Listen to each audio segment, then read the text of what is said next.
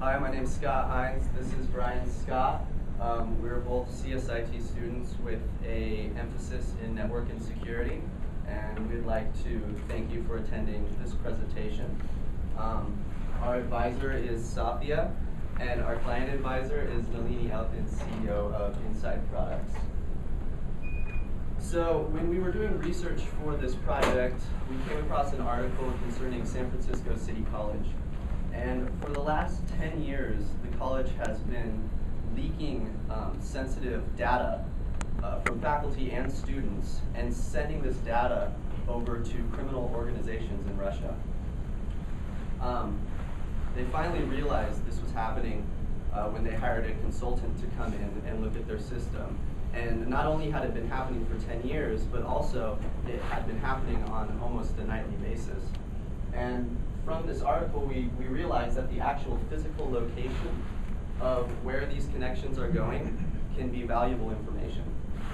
So with that in mind, we set out to develop an open source application that would provide the information to the user.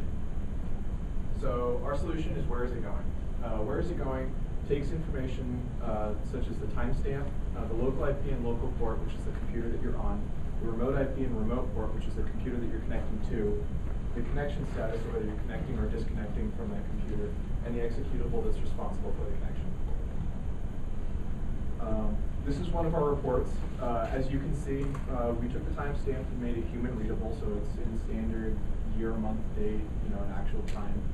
We have the local IP, and then we have the country and as far down as the city that the computer you're connecting to is in. So TCP Spy is a C program that runs in the back that gathers the actual information.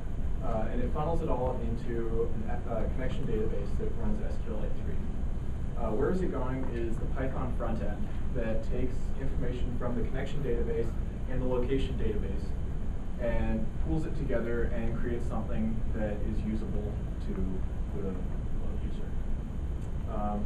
We used Git for our repository and code management. We both developed on the Linux system Ubuntu, and we use SQLite3 for our databases. So TCP Spy is an open source program written by Tim Robbins, and it takes, as Brian said, that network data and it logs it in a machine readable format. And there's a few reasons why we chose TCP Spy. First of all, it provides the executable that's actually making these connections. And we really wanted to include that functionality because it'll tell you whether it's a browser that you're monitoring, which should be making a lot of connections, or say what you're monitoring is a program like a word processor that generally shouldn't be making a lot of connections over the internet. Also, it provides a mechanism to control the amount of computer resources that it uses, and it allows an administrator to focus in on specific users and groups. The limitations are that it uses a sampling technique to get that network data. So if a connection happens and a disconnection happens in a very short amount of time within those intervals, the connection will be missed. Second of all, because we're getting that executable name, it consumes about 5% of the CPU. Here's a screenshot of one of the data validation tests we did. And basically, we just compared the connection database with an industry standard tool called Wireshark, and we found that the connections had matching addresses. And also a very exciting thing we were able to do with this project, our client advisor, Nalini, featured Where Is It Going on one of her webcasts, and we were able to present this idea in front of professionals from companies like AT&T, Bank of America, Dell, and US Bank. And the question actually came up whether Nalini was going to continue developing the idea to a commercial product. But Safia and Brian and I are going to be releasing this open source. So we learned a lot over the course of the Capstone project.